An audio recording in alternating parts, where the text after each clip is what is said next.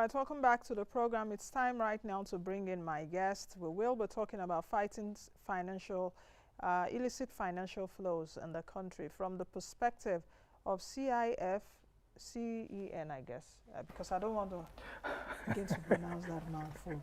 I have, I have the president and the chairman of Governing Council of the Chartered Institute of Forensics and Certified Fraud Examiners of Nigeria. So you see why I just went straight to the acronym. Yes. Dr. Gashinbaki, welcome to the program. Thank you for having me. And I have Professor Sulaiman Aruwa, who is the second deputy president of the same institute. Welcome, welcome, very much, Prof. Nancy. Now, where should we start from? I want us to start from the background. I will go into the illicit financial flows later. But when I took a look at the transition of the bill that your organization or your institute is seeking for it to be passed before the National Assembly, it was sponsored by, I think, Honorable Yusuf, was introduced to the House on March 2nd of this year and passed for second reading April 29th. Speak to us, speak to my viewers about that transition and perhaps the furore that we've seen so far, you know, so that we can take it on that level. Okay, thank you very much, Nancy. I think our bill is one of the bills that have had, let me say, accelerated passage in the House of Representatives. And I want to use this opportunity to thank members of the National Assembly, especially the House of Reps members, for the kind of support they have given to the bill, and the fact that they also are quite aware that the passage of that bill by them, both the first, second reading, and also the public hearing, now we are awaiting the final passage, will probably be the greatest contribution of the 9th Assembly in the area of the fight against corruption, and they know it, and that's the reason why it's been accorded and is treated with the deserved importance. Prof, you want to add anything to that? Yeah, thank you very much. The popular question people used to ask about why do we want a charter? You see, we've been existing for the past 10 years. And you know that with the level of training and membership will produce over 10,000 members, you require some legal backup so that you can enhance your status in terms of setting standards of skills and knowledge that is required in the making of a forensic expert or a fraud examiner. We also went to the National Assembly to seek recognition so that we can have that power to regulate the conduct of our members and others who might want to join us in future. And let me also say this, that if you see the initiative in anti-corruption fight in Nigeria is purely governmental. This one singular and most significant initiative from the private sector and is self-funded that is out to support the effort of the federal government in tackling corruption in Nigeria.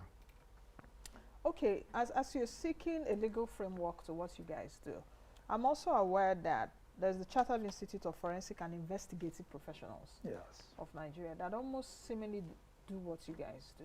Yeah. And I think they were also at that hearing, and they did say that, of course, there were issues about plagiarism, there were issues that, oh, this kind of thing has been passed before, I think by Honorable Abonta also, if I'm not mistaken, that why should you, in fact, it was even extended to Mr. President, but he did not assent to the bill. So, as an institute, and for the other institute too, which I've just spoken about, I don't know, your institute has so much long names, you know, so, so isn't there that duplicity of roles? Let's take it from there. Okay, let me respond to this. You see, let me give a context. If you look at issues of illicit financial flows in Africa, it amounts to about $88.6 billion annually. And by estimation of 90, out of this you have between 15 to $18 billion annually from Nigeria. Then if you see our ranking by the 2020 Basel Anti-Money Laundering Index, we are worse off. Then if you also look at the Global Financial Integrity Group, we really have problem with issues of illicit financial flows in Nigeria. So, given this context, you see that you require a number of players to be able to tackle the issues associated with illicit financial flows in Nigeria. I am giving this context because we are pro-multiple players. We supported the institute you are talking about, but our activities predate that institute. I've said we existed we celebrated our decade anniversary just this year. Yes. So all we are asking for is to ask for a charter. And we at the time we made inroad into this environment, there was no player. And it was in the wisdom of the Association of National Accountants of Nigeria to say, because our act has not mandated us to venture into this, they need to set up a society, an institute to run that. Now, the second thing is that if you look at the bill you are talking about and ours, there are very significant differences. Whereas we are focused on seeing crime, fraud as a multi-dimensional issue, they are seeing crime from one directional focus. And from us, we want to produce a multidisciplinary forensic expert and fraud examiners. We want to establish a college of forensics and fraud examiners that can interact with the universities, with professional bodies, and be able to bring the practice and theory of forensics and fraud examination to the burner. If I go ahead, I will also tell you that the bill you are talking is not institutional, as institutional. From the point that our sponsor is Association of National Accountants of Nigeria, that tells you that the over 40 years experience of ANAN has been brought to bear on that particular bill. The question is, can't both institutes work together, really? Do you understand? Because we're talking about the issue of duplicity. For example, you now have the EFCC, what the police would ordinarily do, because the police also can investigate fraud and all of that. They created EFCC. What the police should also do, they created FRSC. We're talking about even cost of government. I know it's private sector driven, but I'm just bringing this example. Is there a way that both can really work together, or we've gone past that now? You want to respond? Yeah, basically, Nigeria has a population of about 200 million, probably going higher. And you've seen over the years, even with the formation of ICANN, ANAN, it led to what we call healthy competition. WEC, NECO, all these took us to where there is now healthy competition within the professional space. As obtainable in other jurisdictions, it is vital that that space is opened up. Let us have as many players as possible so that competition will be very healthy and it will be effective.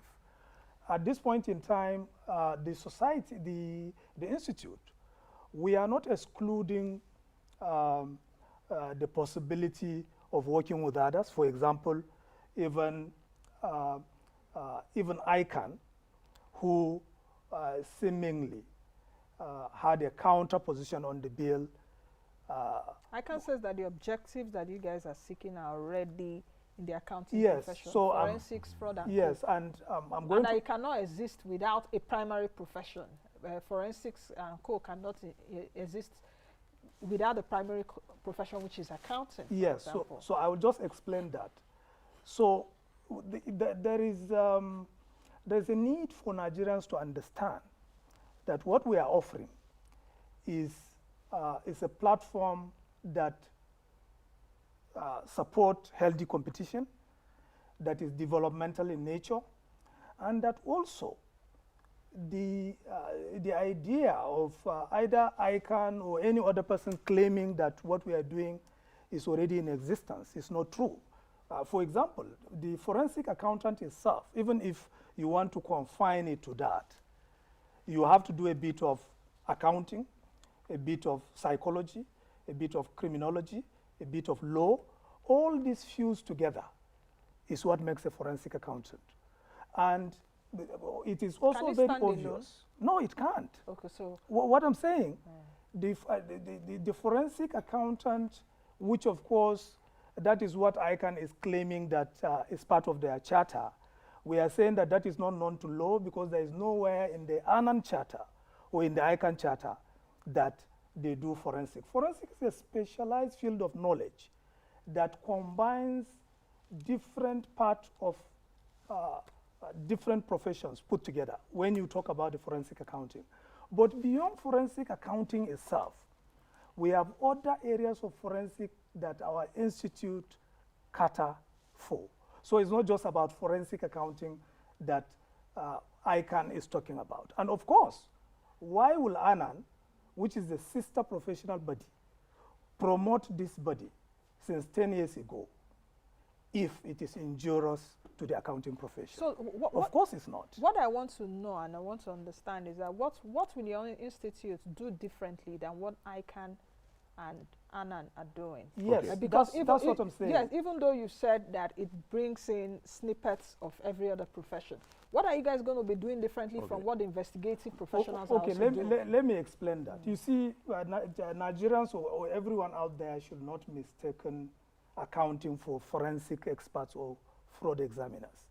Accountants are trained to prepare books of account in a true and fair manner, accurate, with integrity, for the use of all stakeholders.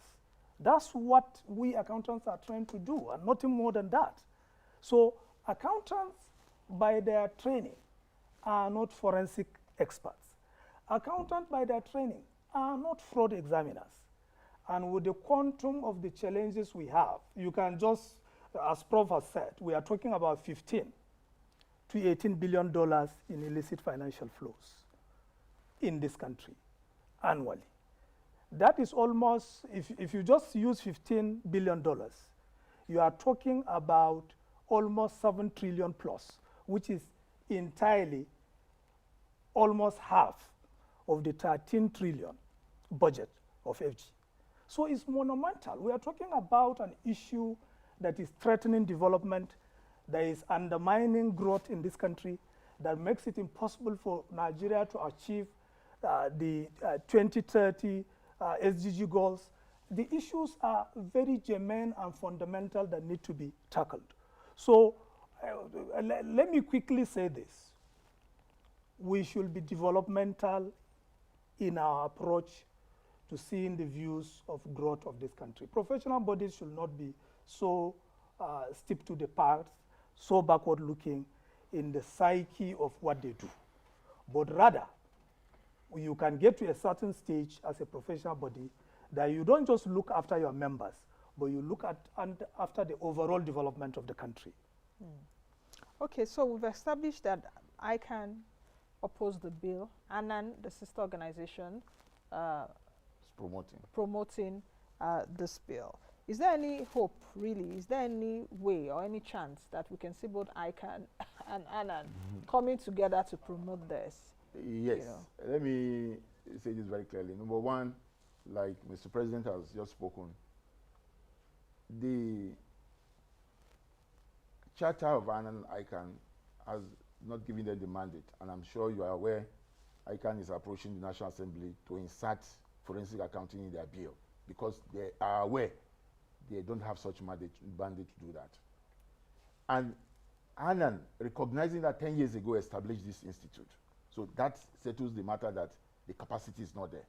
The ad hoc capacity of creating forensic faculties by ICANN cannot address the kind of enormity of skills, knowledge, proficiency required by the kind of fraud examiners and forensic experts we are talking about from our institute perspectives.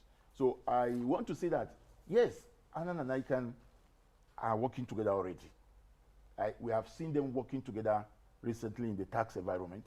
We have seen them working under the Financial Reporting Council to promote financial reporting quality and audit governance. And in many spheres, as members, we work together.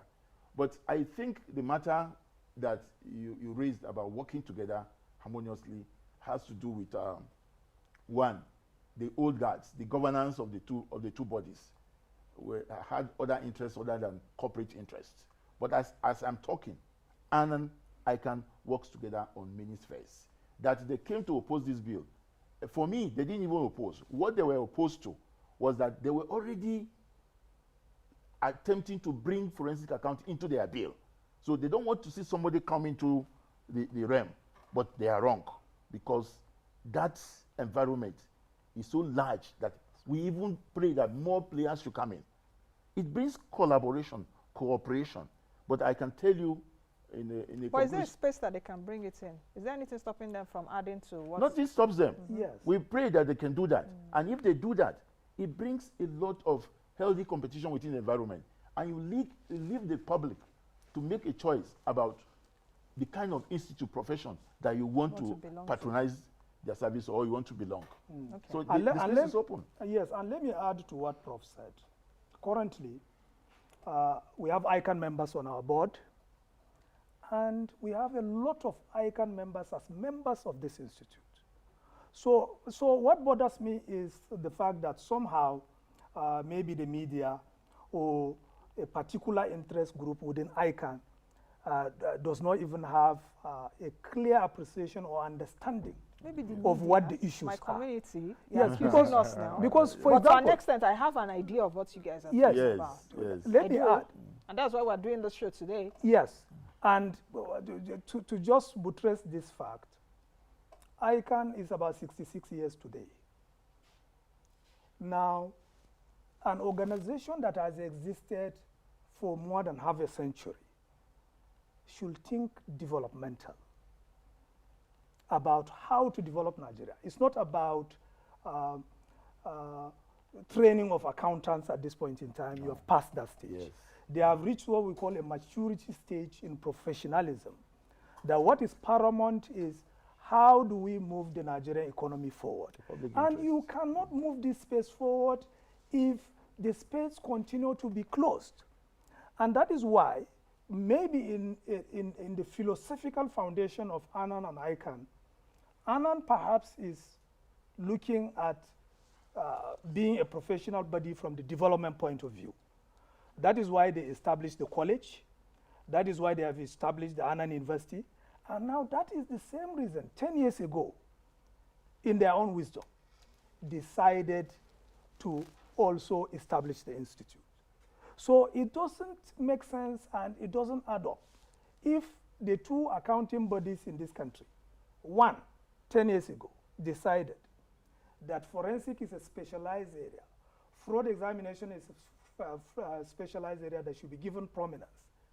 I think it makes common sense that any counter from the other, it's just a misconception and misunderstanding that is internal. Okay, let's go over to the methodology. I'm really interested into to how you would help recover stolen funds. I'm interested in that methodology. You know, how are you going to help in recovering the stolen funds? Because you're saying, Prof said earlier, that it's specialized. You must have some certain skills. Yes. You must be able to know a bit of everything, to be able, you must think like a thief, as it were. You know, so, yeah. So how do you intend to recover stolen funds? Because if we are losing about $18 billion every year, that's huge. Thank you very much. Currently, the Buhari's administration strategy is basically ramping up criminals, high-profile corrupt officials, prosecuting them, and secondly, improving governance systems in addressing corruption, and that's commendable. And when I talk about implementing governance systems, I'm talking about the TSA and, of course, the whistleblowing policy. Now, how are we going to be helpful? From the point of prosecution, you see that currently the data at hand indicates that less than 30% of criminals have been prosecuted successfully in this country. And that is because of poor investigation, weak prosecution. This institute is training professionals that will be able to give litigation support in terms of expert witness, in terms of diligent investigation that can be defended before courts of law in Nigeria.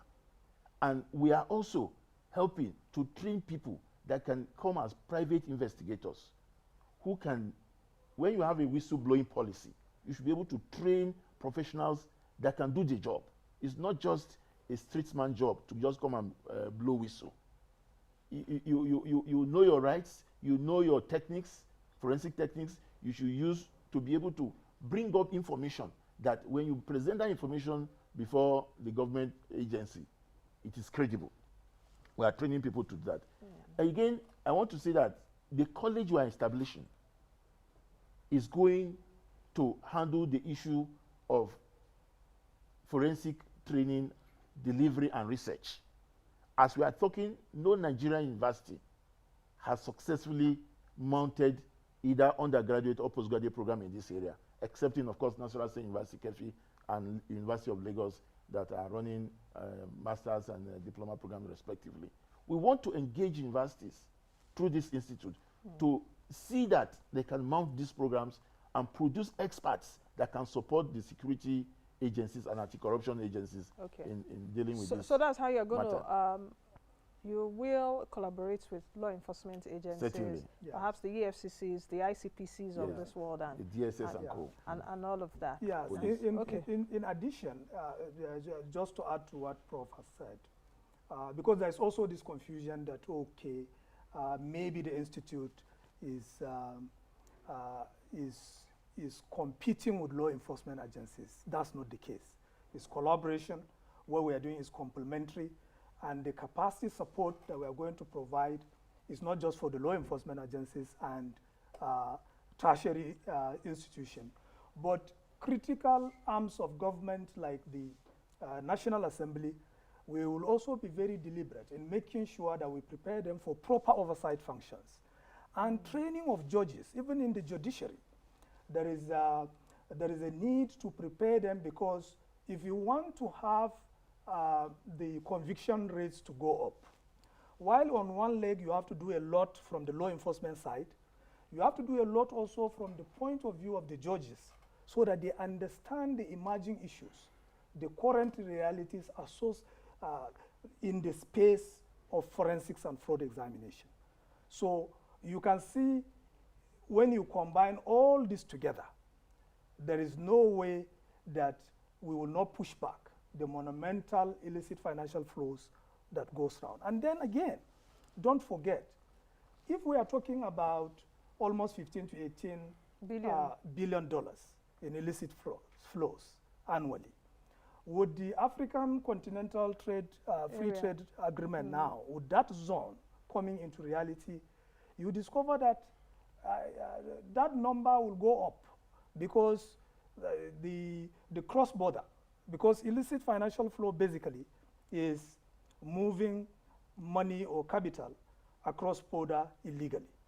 Okay. Now, you know very well that institutions like the NFIU will now have greater burden in making sure they trace and track. I want you to and we have to give them the support. I want you to add also financial institutions, because for it to move from border to border, it must pass through a system, and those systems are normally financial institutions, banks especially. Yes. Is there a way that we can have that collaboration also with banks or financial institutions to combat that illicit financial flows or insider-related abuses? Yes, let me tell you, as we are speaking currently, the Central Bank of Nigeria has a professional fraud examiners. The NDIC have fraud examiners. We are working with the CBN, we are working with the NDIC, we are working with the regulatory body for the insurance zones to ensure that we can combat bank fraud, insurance fraud, and associated financial fraud within the sector. And what are we saying? We are looking for an institute that will mobilize these professionals that are existing, improve them in terms of proficiency training, and also let's regulate how we are doing these things. You can't leave regulation to this industry, to these other to CAB and NDIC. There must be an independent institute that can bring some standards of skills knowledge that must be acquired, regulate them, so that there can be some hallmark of trust and quality in what we deliver to the public. You know, we've heard so much about recovered assets, recovered loot. Today we hear from this, tomorrow we hear from that. Yeah. How do you really think that these recovered loot should be accounted for? We had the one of the $43 million at the Ikoyi residence some time ago. For now, I cannot say this is where this money is or where the case is really. Where's that money domiciled? Because it was cash. Have we used it? Nobody can say. Now, nobody is even forthcoming. So for recovered loot such as those and some others that are still being recovered, how do you think that we can properly account for it? Just beyond what EFCC will come and tell us. Okay. Or what, you know. Yeah, I think on that, the progress is being made. For example, the current EFCC chairman made it very clear that what they are going to do henceforth is to make sure that the entire process is digitalized and so that these things are captured properly and whenever is it henceforth from now? How about the ones that have happened before? yes, Is what I'm so saying. I don't know if you understand what I'm yes, saying. so the role of the institute will be, like I said, we will work in complementary basis with them, help build their capacity, help show them the pitfalls here and there. What has happened before, we can only revisit it to check what has happened. But going forward, I'm telling you what the chair has said. And I think we Nigerians should give him that benefit of doubt that he has said henceforth. Perhaps we should start from auditing what has happened before. Because I won't be okay with, let's start from now. There were some things before. Yes. Yes. Assets before. What I would, and I think that's also where people like you and even the National Assembly should be interested. And the Honorable Justice Salami report also has made some far-reaching recommendations. So I so much believe that by the time the white paper comes out, as regarding what is exactly the position of government, regarding all those beautiful recommendations he has made, it will address that permanently. Prof, we have less than 3 minutes to end this program. What do you think is the biggest lacuna that is facing the government in fighting corruption? Because this president came in on 3 pillars. I will fight corruption, I will tackle the economy, and I would curb insecurity. The 3, we are seemingly failing in all the 3, at least 2. Perhaps the government will disagree with me somehow, but the economy isn't doing well. There's rising insecurity. So how do you think that this government should fight corruption henceforth? Oh, thank you very much, Nancy. You see, the major challenge to the fight against corruption in Nigeria are that, one, the mechanisms, systems, institutions are too weak to tackle the impunity associated with corrupt practices in Nigeria. There is no institutional autonomy. They are underfunded. They have ill-equipped forensic labs to tackle these issues. Then let me remind us that far back 2017, this government approved a national anti-corruption strategy with 5 pillars. Up to this moment, it has not been implemented. These are aspects that stakeholders like us can come in and help manifest the fruits of this strategy into reality. And I want to say that going forward, we must look at the EFCC Act, ICPC Act, and see how we can grant them that autonomy. You see, I don't want to hear independent or that they are already don't have the autonomy, even from their act. We want to see a situation that the chairman of ICPC or EFCC can exude a lot of independence, even in his appointment and in his response to issues about anti-corruption. I'm happy also the current chairman has stated very clearly operational procedures within the EFCC to drive this. So I think implementation of the strategy and strengthening of the institution can help us combat corruption in this country. Dr. Gashinbaki, very quickly, any final word?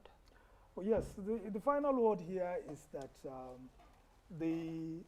this government came on 3 pillars: security, economy, and anti-corruption.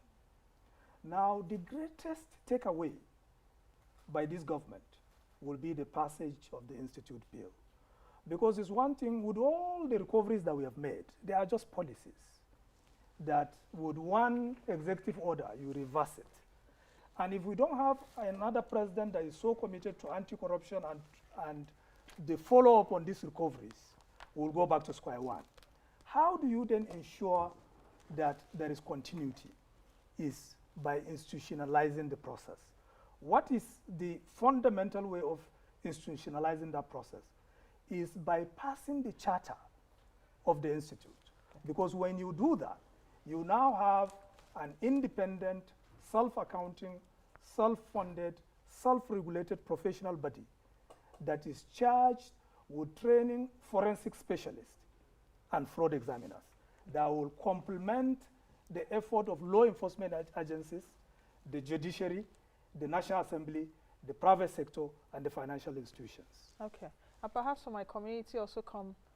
The I'm media. interested, yes, because The media. part of what we do is also holding government to account. Yes, Yeah. public And accountability. investigation, Yes. investigative journalism. Yes, investigative journalism, and of course the NGOs, all that put together. Okay. We need to work together to move the country forward. Thank you very much, gentlemen, for coming on the show. Thank you, Nancy.